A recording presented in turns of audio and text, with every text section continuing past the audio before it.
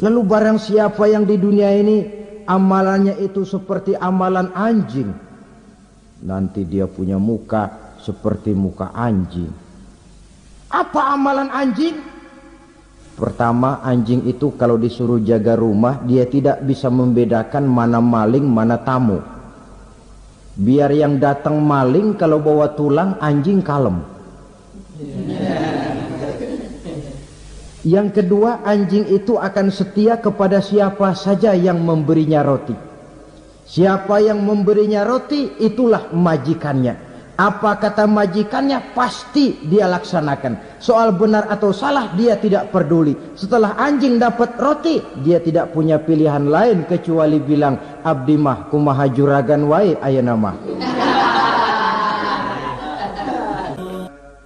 Wassalatu wassalamu ala sayyidina Rasulillah sayyidina wa maulana Muhammad ibn Abdullah wa ala alihi wa sahbihi wa mawalah.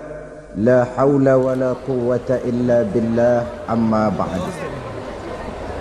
Bapak-bapak, ibu-ibu, saudara-saudara kaum muslimin rahimakumullah. Pada pertemuan yang lalu sudah saya jelaskan bahwa hidup selalu berakhir dengan kematian. Apabila datang kematian menimpa seseorang, datanglah kiamat baginya. Itu yang disebut dengan kiamat kecil. Hakikatnya mati adalah perpindahan dari kehidupan di dunia ini menuju kehidupan di alam barzakh. Menunggu kita di alam barzakh sampai datangnya saat kiamat. Entah 10 tahun, entah 100 tahun, entah 1000 tahun, hanya Allah saja yang maha tahu.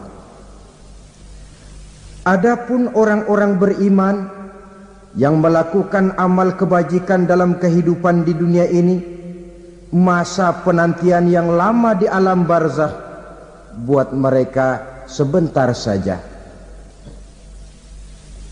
Tetapi bagi orang-orang kafir yang ingkar, yang tidak beriman kepada Allah, yang hidup di dunia cuma menumpuk-numpuk dosa, tentu penantian di alam barzakh akan merupakan waktu yang sangat lama. Bukankah dalam kehidupan kita waktu itu memang relatif? Contoh misalnya, bagi pemuda-pemudi yang sedang duduk asyik memadu cinta, waktu 4-5 jam saja rasanya cuma 4-5 menit. Tenggelam oleh keasikan. Tapi buat orang yang berbaring di rumah sakit, meratap di balik-balik apa itu tembok derita kata lagu, di balik dinding-dinding penjara, sehari bagai seminggu, seminggu rasa sebulan, sebulan boleh jadi rasa setahun. Penantian yang sangat lama. Kapan kiamat itu akan datang? Ini rahasia Allah.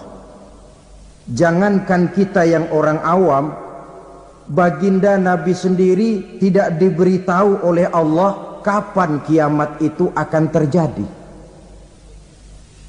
Tetapi sungguh pun demikian, banyak hadis-hadis yang menjelaskan ciri atau tanda-tanda datangnya kiamat.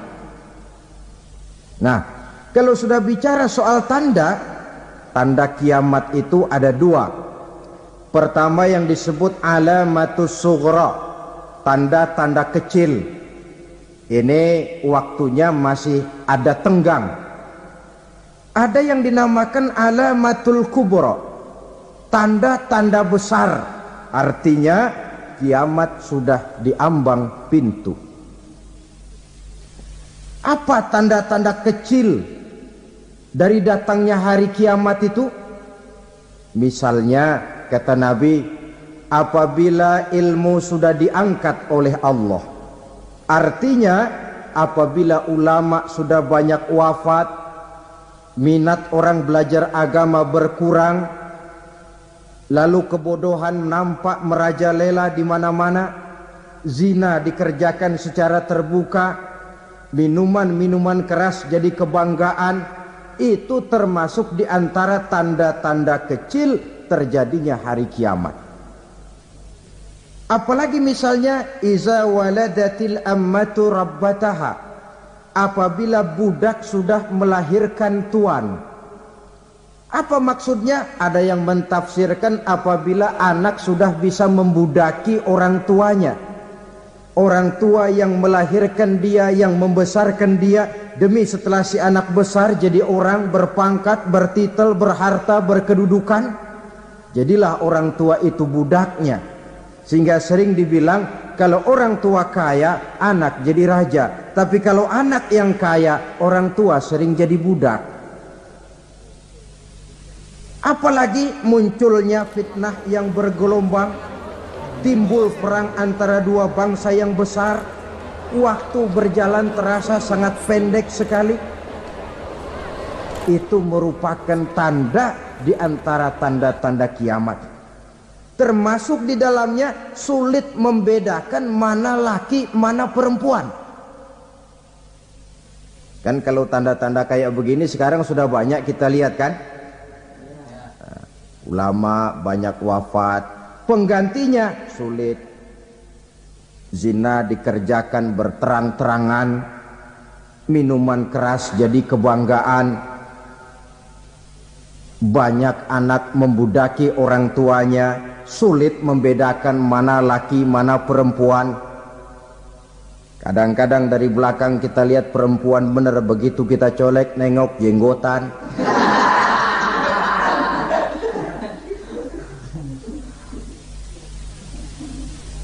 Ini termasuk tanda-tanda kecil, masih ada tenggang sampai akan terjadinya kiamat itu.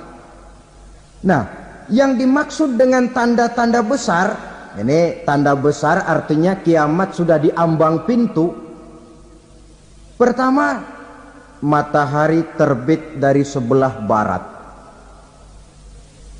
Apabila matahari sudah terbit dari arah sebelah barat, tertutuplah sudah pintu taubat.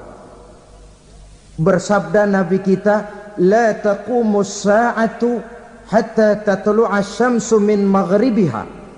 Tidak akan datang hari kiamat sampai matahari terbit dari arah sebelah barat.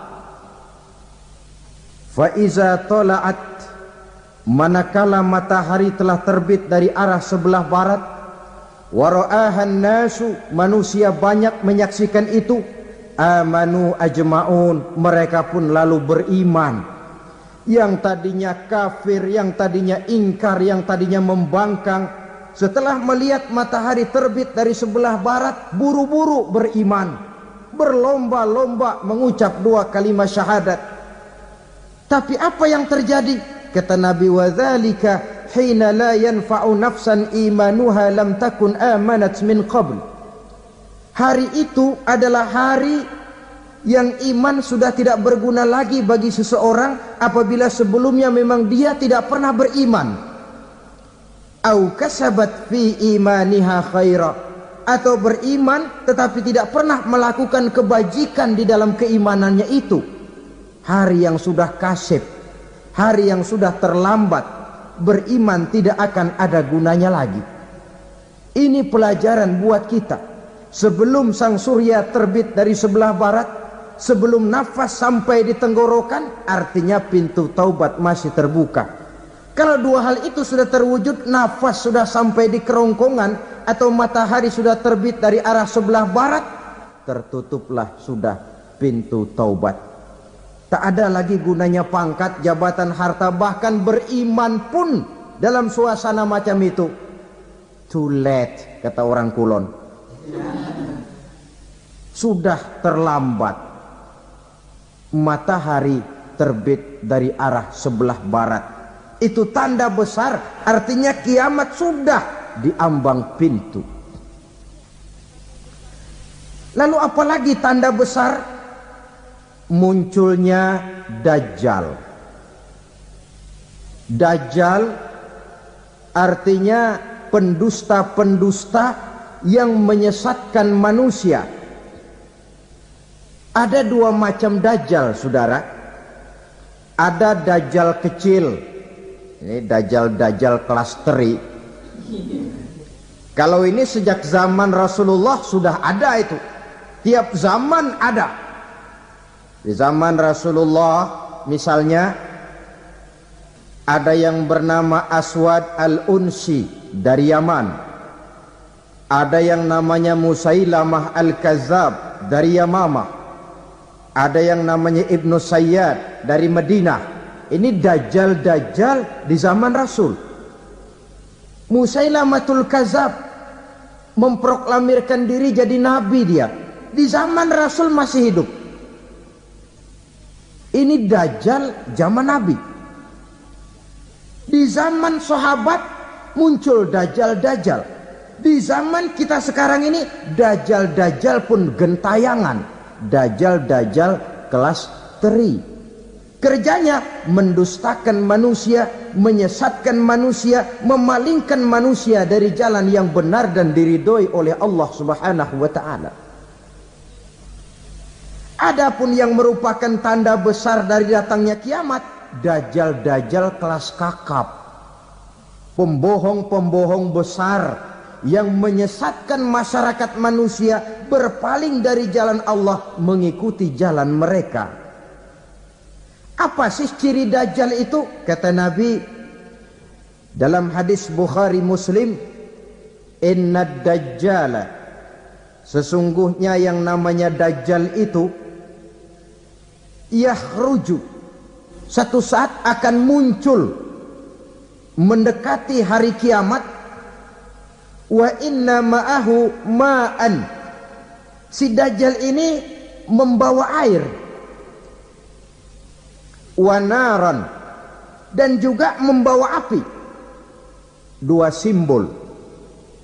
Di tangan yang satu dia bawa air, di tangan yang satu dia bawa api.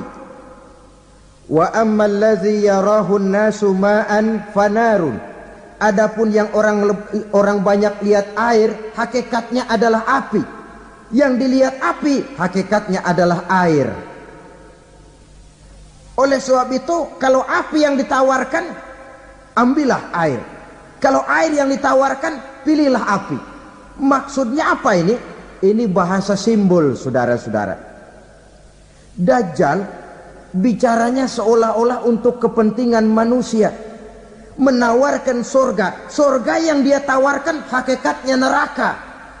Hai manusia, kalau kau mau bahagia, jangan dekat-dekat dengan agama. Solat itu tidak efektif dan efisien, tidak produktif dari segi ekonomi itu. Menghadiri majelis taklim cuma buang-buang waktu. Tahajud, tasbih, tahlil, baca Quran, apa itu? Pekerjaan mubazir saja. Hidup ini cuma sekali, masa yang cuma sekali, manfaatkan dengan sebaik-baiknya. Mumpung, dibawanya sifat mumpung tetapi dalam pengertian yang sangat negatif. Bicaranya seolah-olah untuk kepentingan manusia, tetapi sebenarnya menjerumuskan manusia. Menawarkan air tapi sebenarnya api, menawarkan api tapi hakikatnya air. Buat apa kamu sholat? Buat apa kamu bayar zakat? Buat apa kamu puasa? Surga yang dicanangkan Dajjal hakikatnya neraka. Neraka yang digambarkan Dajjal pada dasarnya adalah surga. Jadi memutarbalikkan fakta itu kerjaan Dajjal. Yang hak jadi batil, yang batil dibilang hak, yang benar jadi salah, yang salah malah jadi benar. Tuntunan disuruh jadi tontonan, tontonan malah menjadi tuntunan. Itu pekerjaan Dajjal profesinya. Zamannya Nabi Adam, Dajjalnya kan iblis. Betul? Betul. Apa sih rayuan iblis itu? Allah setelah menciptakan Nabi Adam kan bilang, Adam, kau dan istrimu Hawa tinggal di surga ini. seluruh fasilitas yang ada di sorga persilahkan kau nikmati. Satu yang tidak boleh, jangan coba-coba dekati pohon khuldi. Dekat saja jangan, apalagi sampai memetiknya. Datang Dajjal yang namanya iblis ini. Adam, kamu tahu nggak kenapa tidak boleh makan buah khuldi? Ya nggak tahu, pokoknya saya dilarang. Bodoh kamu, Dam. Khuldun artinya kekal. Kalau kamu makan itu buah, kau akan kekal di sorga buat selamanya. Allah tidak kepengen, maka dilarang kamu makan buah khuldi. Kalau kau ingin kekal di sorga, Adam, makan saja. Saya bicara begini ini untuk kepentingan kamu, Adam. Ini kan ciri-ciri Dajjal.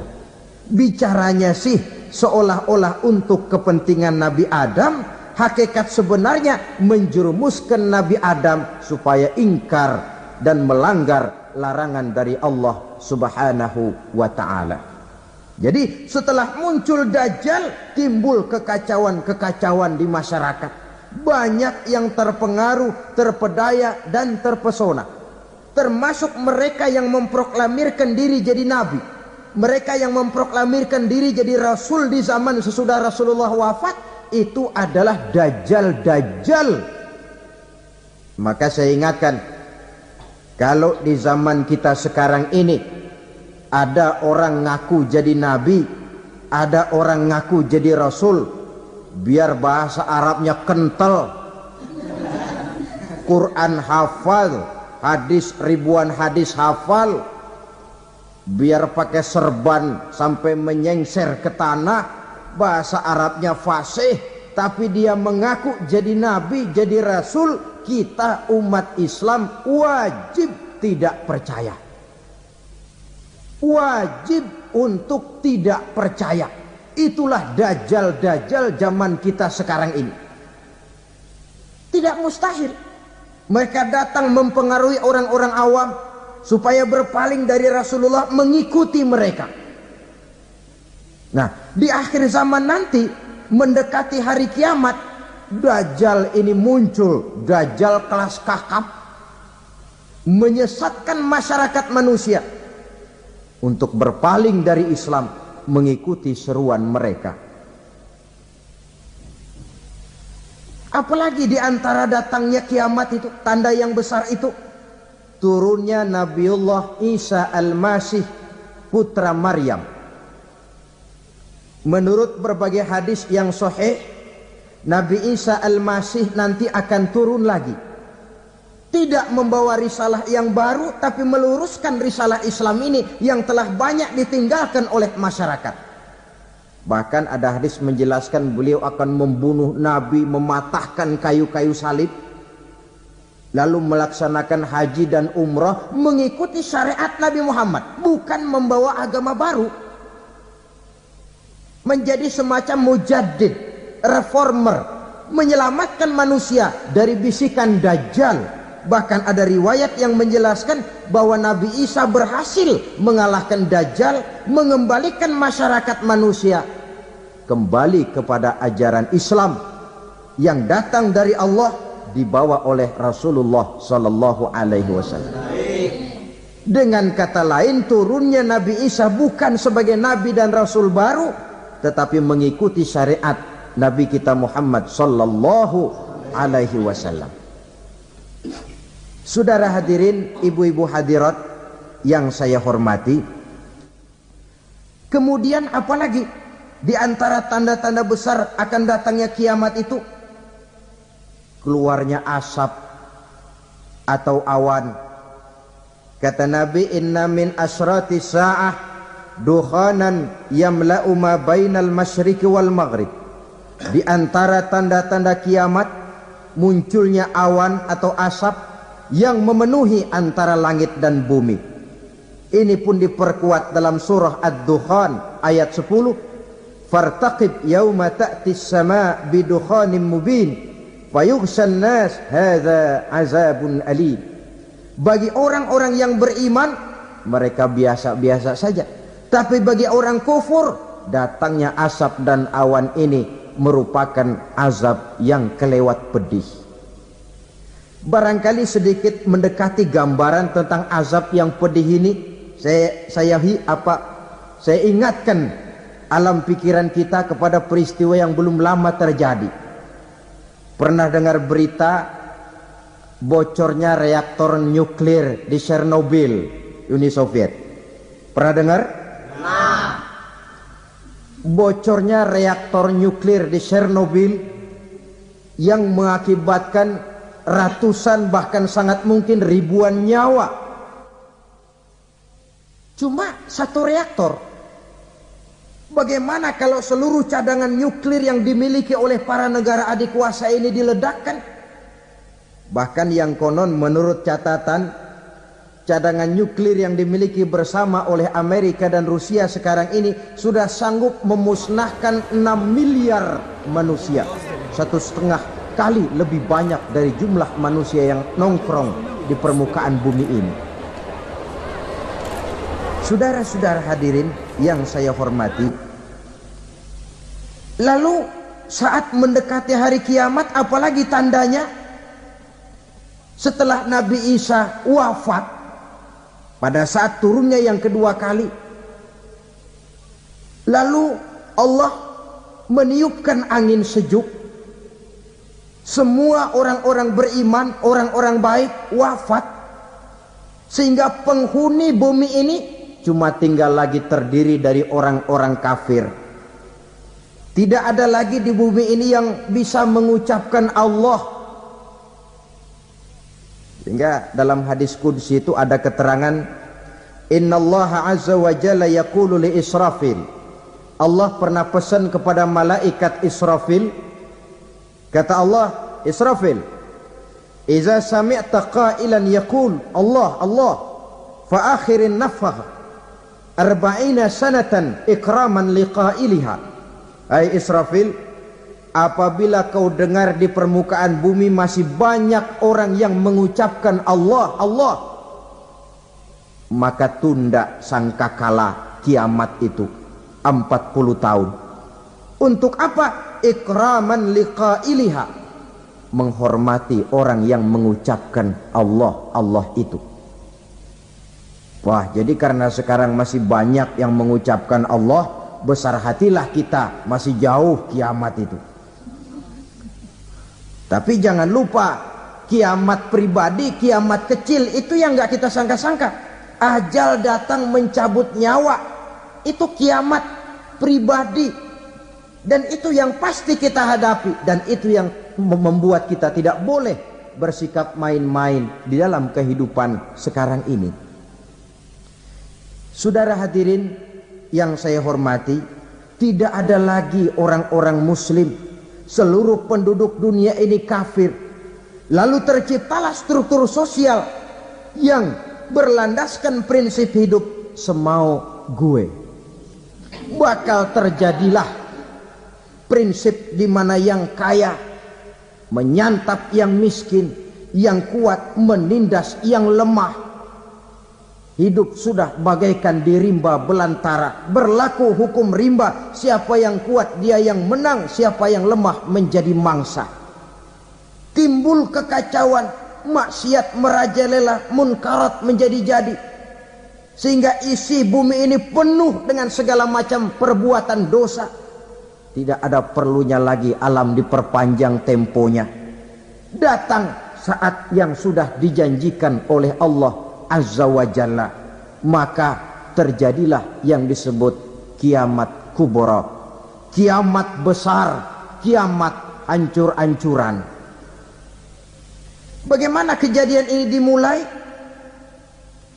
Dalam surah Az-Zumar ayat 68, Allah Subhanahu wa taala berfirman, "Wa nufikha fis-suri fasa'iqa man fis samawati wa man fil ardi illa man sya'allahu." Maka manakala ditiuplah sangkakala, terkejutlah seluruh yang ada di langit dan seluruh yang ada di bumi. Bila saat kiamat datang, Allah perintah malaikat Israfil, Israfil, tiup sangkakalamu. Ditiuplah sangkakala oleh malaikat Israfil. Yang akibat daripada tiupan itu, seluruh yang ada di langit, seluruh yang ada di permukaan bumi terkejut. Yang ada di langit siapa? Malaikat kan. Bayangin aja kalau malaikat kaget, apalagi kita. Terkejut seluruh makhluk yang ada di bumi, yang ada di langit mendengar suara sangkakala itu. Bunyinya tidak sanggup kita bayangkan dahsyatnya. Ledakan nuklir, ledakan neutron, belum apa-apa ketimbang bunyi sangkakala malaikat Israfil ini. Nah, lalu mendengar bunyi sangkakala ini, gemparlah makhluk, kacaulah alam. Bumi gempa, planet-planet bertabrakan, gunung meletus, air laut tumpah ke darat, angin topan bertiup, halilintar menyambar. Lalu semua yang bernama hidup mati total. Mati bareng tanpa persiapan. La haula wala quwata illa billah. Saya kadang-kadang dalam tafakur bermohon, ya Allah, mudah-mudahan saya enggak nemuin kiamat beneran. Ngeri. Tidak bisa kita bayangkan macam apa suasana seperti itu. Allah saja banyak memberikan gambaran, misalnya Al-Qari'ah, wa mal qari'ah, wa ma adraka mal qari'ah. Kejadian yang menggemparkan. Tahukah kamu apa kejadian yang menggemparkan itu? Yauma yakunun nasu kal farasil mabsus wa takunul jibalu kal ihnil manfus. Pada saat itu manusia berterbangan bagai kupu-kupu, gunung berterbangan seperti kapas ditiup angin. Gunung saja macam kapas, konon lagi manusia. Kematian total, mulai semut sampai gajah mati, jin mati, iblis mati, malaikat mati. Malaikat saja mati. Saudara hadirin yang saya hormati, kematian total yang tanpa persiapan. Orang bilang, Pak, kalau mati bareng begitu yang repot malaikat maut dong ya. Cabut sana, cabut sini. Itu kalau menurut logika kita, mestinya begitu menurut logika. Tapi logika juga yang bilang nggak perlu serepot itu. Sebab untuk mematikan listrik di wilayah DKI, di wilayah Jakarta, nggak perlu tiap rumah didatengin matiin ya lama. Cukup dari kantor pusatnya saja PLN, tekan satu tombol, gelaplah seluruh Jakarta. Saudara hadirin yang saya hormati, kematian total. Lalu setelah kematian total, planet-planet juga mati, dalam arti tidak bergerak dan beredar. Angin mati, dalam arti tidak bertiup. Air mati, dalam arti tidak ada riak gelombang. Pokoknya semua mati. Kullu nafsin za'iqatul maut, semua yang bernafas mati. Dalam ayat lain, kullu man 'alaiha fan, semua yang ada di permukaan bumi fana. Yang kekal cuma Allah Subhanahu wa ta'ala. Yang paling belakang mati malaikat maut dan malaikat Israfil. Tapi mati juga sesuai dengan janji Allah. Menurut hadis Bukhari Muslim dari Abi Hurairah, masa tenggang waktu antara kematian total pada tiupan sangkakala pertama dengan proses kebangkitan pada tiupan sangkakala kedua 40 lamanya. Tidak dijelaskan oleh Abi Hurairah 40 jam, apa 40 hari, apa 40 tahun. Hadis-hadis cuma menyebutkan 40 saja. Sunyi alam, yang tinggal cuma Allah saja lagi. Ketika itu Allah berseru-seru, katanya, limanil mulkul yauma, siapa para penguasa hari ini? Mana itu raja-raja dan penguasa yang dulu mengaku jadi Tuhan? Fir'aun, mana Fir'aun sekarang? Yang dulu jadi raja, merasa berhasil, sombong, lalu tidak mau turun-turun dari kekuasaannya, sampai kepada puncak kekurang ajarannya mengangkat diri jadi Tuhan. Mana itu Fir'aun? Namrus, mana sekarang Namrus? La ilaha illa ana, ternyata tidak ada Tuhan lain selain daripada aku, kata Allah. Proses kemudian, saudara-saudara, turunlah hujan dari langit. 40 lamanya hujan itu, tidak jelas juga 40 jam apa 40 hari. Setelah air turun membasahi, datanglah tiupan sangkakala yang kedua. Semua yang bernama mati bangkit dari kuburnya masing-masing. Ini yang disebut Yaumul Ba'thi, hari kebangkitan. Allahu Akbar. Pada saat kita bangkit dari kubur kita masing-masing, kumpul di padang mahsyar namanya. Bayangin aja, saya sendiri nggak sanggup bayangin. Manusia sejak zaman Adam sampai zaman kiamat kumpul bareng di tempat sama. Berapa banyaknya itu?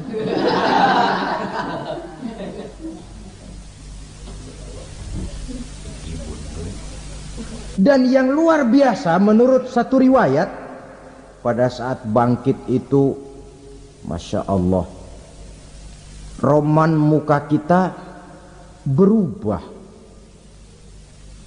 disesuaikan dengan amalan kita waktu di dunia ini.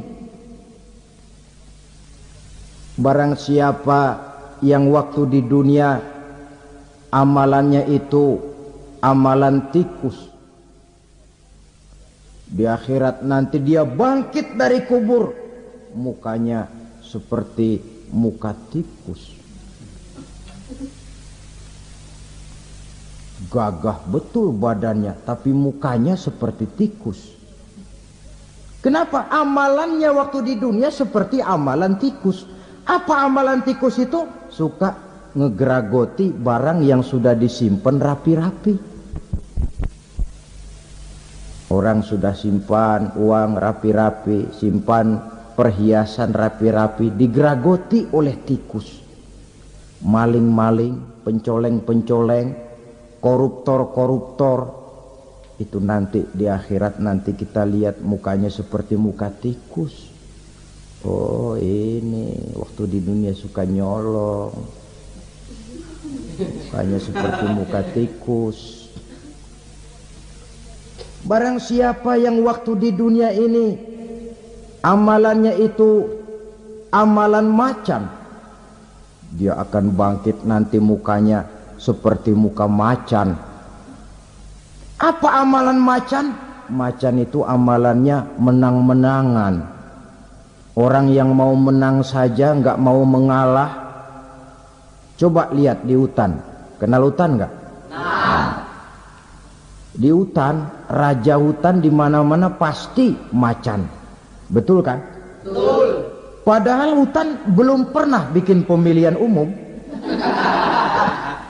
Tapi macan tidak peduli ada pemilihan umum apa tidak, pokok saya raja. Sebab apa? Macan jadi raja itu bukan karena benar, tapi karena kuat jadi raja.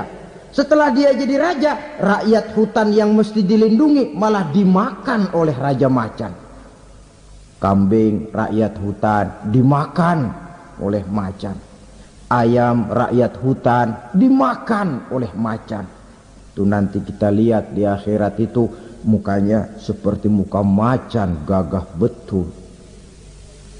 Lalu barang siapa yang di dunia ini amalannya itu seperti amalan anjing, nanti dia punya muka seperti muka anjing. Apa amalan anjing? Pertama, anjing itu kalau disuruh jaga rumah, dia tidak bisa membedakan mana maling mana tamu. Biar yang datang maling, kalau bawa tulang, anjing kalem. Yang kedua, anjing itu akan setia kepada siapa saja yang memberinya roti. Siapa yang memberinya roti, itulah majikannya. Apa kata majikannya, pasti dia laksanakan. Soal benar atau salah, dia tidak peduli. Setelah anjing dapat roti, dia tidak punya pilihan lain kecuali bilang, abdi mah kumaha juragan wae ayeuna mah.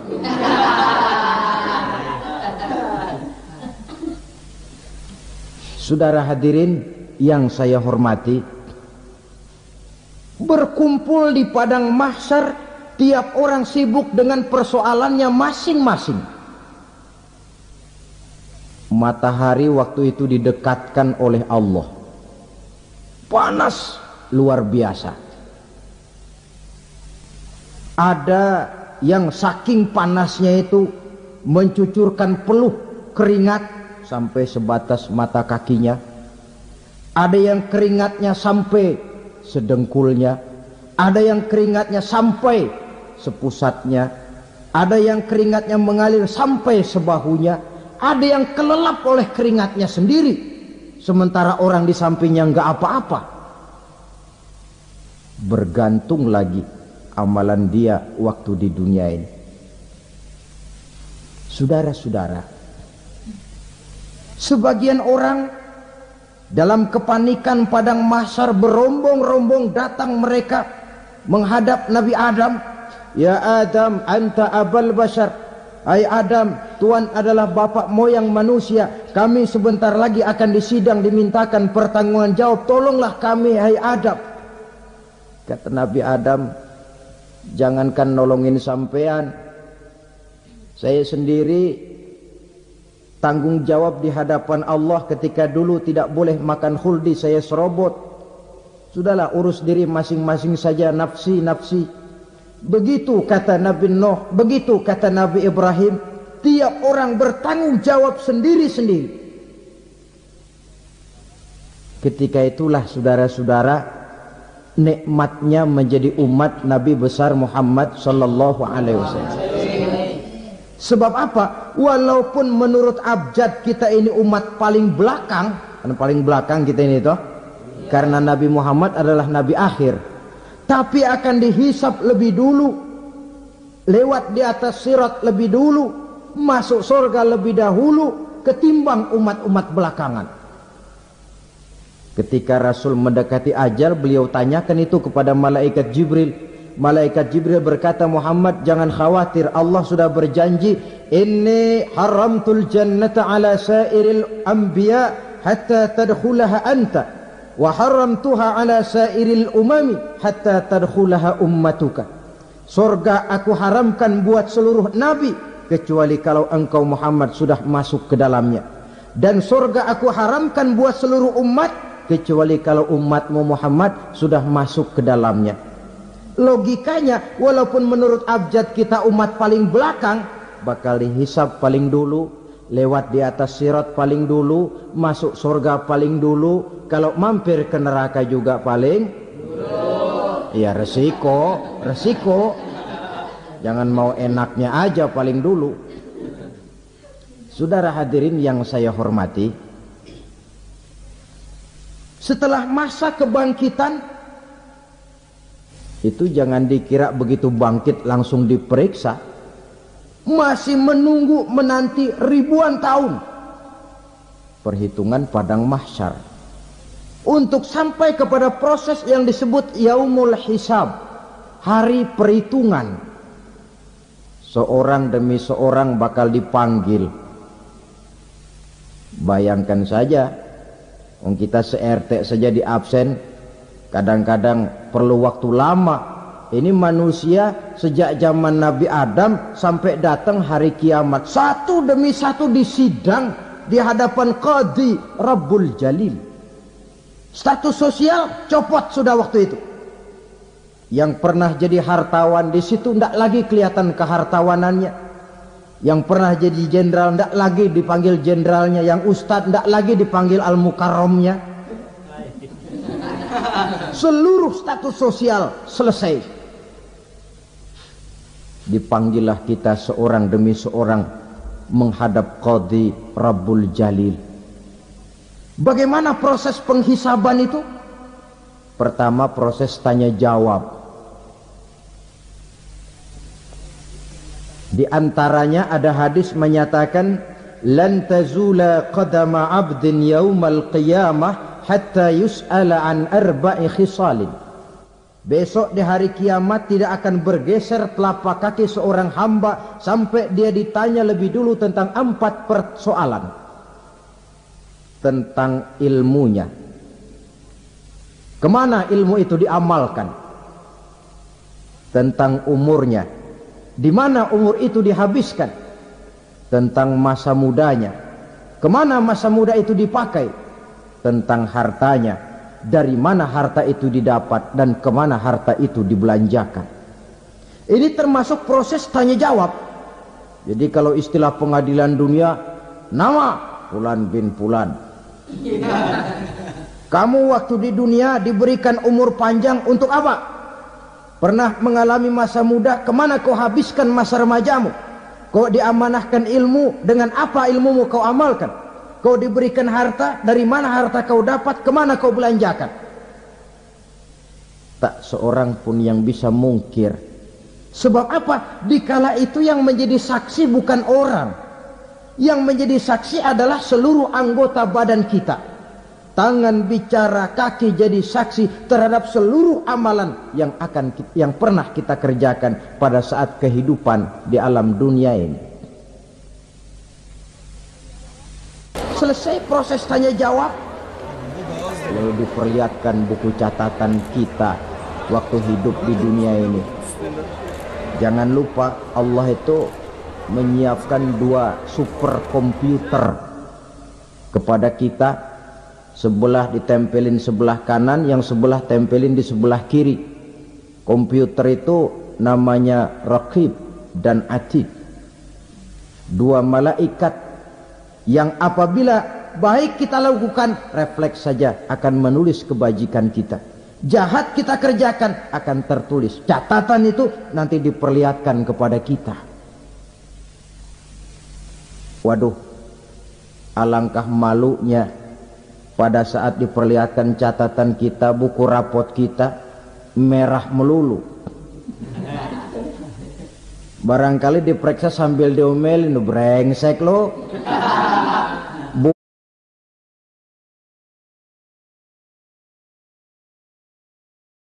Buku merah melulu begini, bagaimana waktu hidup di dunia? Tidak cukup diperlihatkan buku catatan kehidupan, rekaman kehidupan. Rekaman kehidupan kita secara utuh sejak terlahir sampai ajal datang merenggut nyawa. Barangkali mirip dengan video sekarang ini, di mana terekam dengan baik seluruh kegiatan kita sejak yang sekecil-kecilnya sampai kepada yang sebesar-besarnya. Untuk kemudian kita pun menerima balasan. In khairan fa khairun wa in syarran fa syarrun. Kalau baik ya baik balasannya, kalau jahat ya jahat juga balasannya. Catatan-catatan kita diberikan. Kalau banyak kebajikannya diberikan di tangan kanan dengan cara yang halus. Kalau banyak kejahatannya diberikan dari sebelah kiri atau dilempar dari belakang. Itulah sebabnya sejak di dunia ini kita sudah mohon kepada Allah. Ketika berwudu membasuh tangan kanan, apa kita bilang? Allahumma a'tini kitabi biyamini wa hasibni hisaban yasira. Ya Allah, berikan saya kitab di tangan kanan, dan kalau saya memang perlu dihisap, hisaplah saya yang seringan-ringannya. Tangan kiri berlindung kita kepada Allah, jangan sampai diberikan kitab di tangan kiri atau dari arah sebelah belakang. Wa a'udzubika an tu'tiya kitabi bishimali aw min wara'i zuhri, dari arah sebelah belakang. Na'udzubillah min dzalik. Setelah selesai lewat proses penghisaban, lewat mizan, timbangan, maka yang sudah selesai dihisab itu bergeraklah menuju sirat, jembatan yang terbentang menuju surga melalui neraka. Saudara-saudara, panjangnya perjalanan sirat itu memakan waktu ratusan tahun. Tetapi orang yang lewat di atas sirat pun macam-macam, bergantung amalannya ketika di dunia ini. Ada yang lewat di atas sirat itu kal barqil khatib, seperti kilat yang menyambar, lep, sudah sampai dia di surga. Cepat bukan main. Ada yang lewat di atas sirat itu seperti orang lari-lari. Ada yang lewat di atas sirat itu seperti orang jalan biasa. Ada yang sambil merangkak, ada yang sambil ngesor, ada yang sambil gelayutan. Ada yang selamat sampai ke ujung ke surga, ada yang tergelincir jatuh masuk ke dalam neraka, bergantung amalannya dalam kehidupan di dunia sekarang ini. Tiap kita akan melewati yang namanya sirat ini. Saudara-saudara kaum muslimin yang saya hormati, dengan demikian mereka yang selamat melalui sirat sampai ke terminal akhir surga, mereka yang ketika dihisab ternyata banyak kejahatannya daripada kebaikannya, mereka singgah di dalam neraka. Nah, adapun orang-orang yang beriman menurut ayat Quran dan hadis Nabi itu nanti ada bermacam-macam. Ada orang beriman itu yang dimasukkan surga. Ada orang beriman itu yang dimasukkan ke dalam surga. Ada orang beriman itu yang disebut penduduk surga. Kenapa lain-lain, Pak? Karena waktu di dunia amalannya juga lain-lain. Ada orang beriman yang masuk surga. Ini paling murah tiketnya. Mau masuk surga? Kata Nabi begini, ma min abdin qala la ilaha illallah thumma mata ala dhalik illa dakhalal jannah. Kalau seorang hamba sudah mengucap dua kalimat syahadat, dia yakin dengan kebenaran kalimat itu sampai matinya, orang itu akan masuk surga. Abi Dzar yang waktu itu diajak bicara heran, ya Rasul kok gampang betul? Iya, walaupun orang itu mencuri, iya, walaupun orang itu berzina, iya, biar dia mencuri, biar dia berzina, kalau dia sudah mengucap dua kalimat syahadat, dia yakin dengan kebenaran kalimat itu sampai matinya, itu orang akan masuk surga. Jadi masuk surga cukup dua kalimat syahadat, yakin sampai mati, masuk surga. Itu perkara masuk. Tapi kalau pertanyaannya diterusin, masuknya kapan, Pak?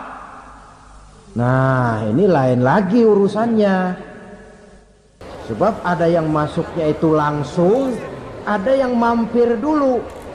Di sana tempat cuma dua, kalau tidak surga, neraka. Mau ke surga tapi mampir dulu, yang mampirnya jelas di neraka. Kenapa? Dalam hadis qudsi ada riwayat, nanti itu di akhirat, setelah Allah selesai mengatur penduduk surga masuk surga, yang neraka masuk neraka, Allah berkata kepada malaikat Malik, malaikat Malik, labaik ya Allah, itu bajingan-bajingan tengik, manusia-manusia durjana yang waktu di dunia tidak mau sujud, jauh dari ulama, gemar melakukan yang munkarat dan maksiat, hidup di tengah masyarakat selalu jadi bibit keonaran, kufur, sudah masuk neraka semua. Sudah ya Allah. Nah, kalau sudah, coba sekarang kamu masuk, Malik. Saya. Iya. masuk neraka. Mau apa ya Allah? Kata Allah, akhriju minan nar man kana fi qalbihi misqala habatin min khardalin min iman. Kau masuk neraka, cari di dalam neraka orang-orang yang ada imannya walaupun kecil sebesar biji zarah, angkat mereka keluar. Masuk malaikat Malik ke neraka, cari orang yang ada imannya, korek-korek. Ya repot, udah pada gosong.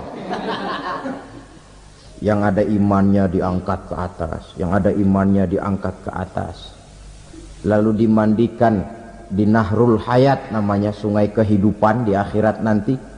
Cakep lagi rupanya, bersih lagi wajahnya, apel di hadapan Allah. Kata Allah, bagaimana mas? Kapok nggak sampean? Kapok ya Allah. Nah, kalau kapok, idhab fadkhulil jannah, pergi masuk surga sana. Berangkat mereka ke surga, ketemu sama teman-temannya yang udah sampai lebih dulu, yang nggak pakai mampir lagi. Terjadi dialog. Kata teman-temannya yang udah pada nyampe duluan, mas, iya, emang baru sampai? Saya baru sampai.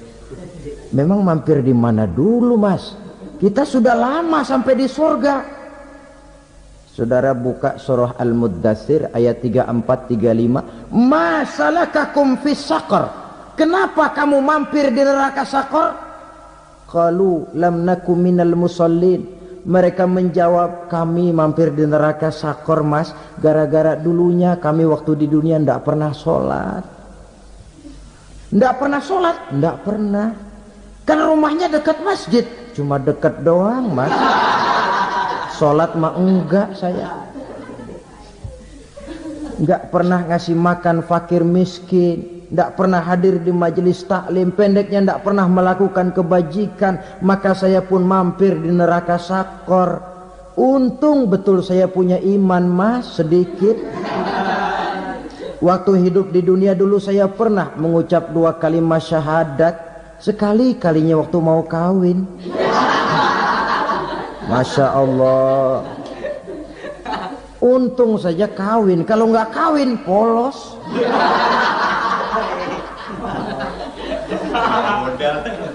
Itu juga pengulu sudah setengah mati ngajarin. Asyhadu alla, asyaduaan, asyaduaan.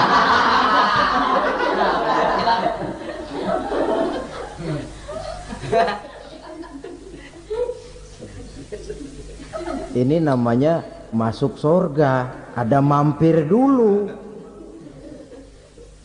Ada pula orang mukmin itu yang dimasukkan surga. Namanya dimasukkan kan terima beres. Saya masuk ke rumah, jalan sendiri, cari tempat sendiri. Saya dimasukkan ke dalam rumah, terima beres, pokok ada di dalam, itu dimasukkan namanya. Nggak pakai mampir. Tapi tentu tiketnya lebih mahal ketimbang yang pertama tadi. Apa kata Allah? Innal ladzina amanu wa amilus salihat la ukaffiranna anhum sayyi'atihim wa la udkhilannahum jannah. Sesungguhnya orang-orang yang beriman kemudian beramal soleh, kami hapuskan segala dosa dan kesalahannya, kami masukkan mereka ke dalam surga. Lihat ayatnya, Allah yang memasukkan, kita yang dimasukkan. Tidak pakai transit, tidak usah mampir. Cuma tidak cukup syahadat, tidak cukup amanu, tapi diiringi dengan wa amilus shalih. Iman, amal. Tidak cukup syahadat, lalu dibuktikan dia sholat, dia zakat, puasa, lalu dia melakukan berbagai macam kebajikan. Ini yang menyebabkan dia tidak pakai mampir di tempat yang bernama Saqar. Lalu ada pula orang mukmin itu yang disebut penduduk surga. Wah, ini sudah VIP ini. Ashabul jannah, penduduk surga. Siapa mereka? Kata Allah, innal ladzina amanu summa istaqamu fala khaufun 'alaihim wala hum yahzanun ulaika ashabul jannah hum fiha khalidun. Sesungguhnya orang-orang yang beriman lalu istiqamah, tetap dalam melaksanakan perintah Allah, tidak goyah, tidak labil tapi stabil, istiqamah, mereka tidak takut dan tidak bersedih hati, merekalah penduduk sorga. Iman, istiqamah. Tidak punya duit, sembahyang. Banyak duit, sembahyang. Miskin, sembahyang. Kaya, tetap sembahyang. Istiqamah. Kadang orang kalau susah rajin ke masjid, banyak duitnya ngelihat masjid melengos. Itu yang dibilang waktu miskin hamba Allah, setelah kaya jadi hamba harta. Bergeser, tidak ada nilai istiqomahnya. Saudara-saudara, dengan begitu penduduk neraka itu dua. Ada penduduk permanen, ada penduduk yang semi permanen. Yang semi permanen orang-orang beriman yang mempunyai dosa besar. Mereka masuk ke neraka untuk menerima azab sesuai dengan dosanya.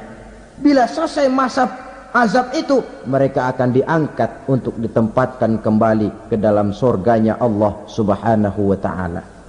Nah, dikala itulah saudara-saudara, ada yang disebut syafaat dari Rasulullah sallallahu alaihi wasallam. Tapi tentu jangan lupa, syafaat ini ibarat kain menambal dia. Kita punya kain bolong-bolong sedikit, syafaat yang menambal. Solat kita ada kurang dikit, sedekah kita ada campur riak dikit, amalan kita ada tidak karena Allah dikit, kita berharap syafaat. Jadi biarlah kain masih bolong-bolong, yang penting punya kain. Tapi kalau kainnya tidak ada, yang ditambal apanya? Sholat tidak, puasa tidak, zakat tidak, berharap syafaat saja, ya, terlalu berlebihan itu. Saudara hadirin yang saya hormati, apabila selesai proses penghisaban, proses penghitungan, maka dikala itulah manusia terbagi dalam dua kelompok besar. Fariqun fil jannah wa fariqun fis sa'ir.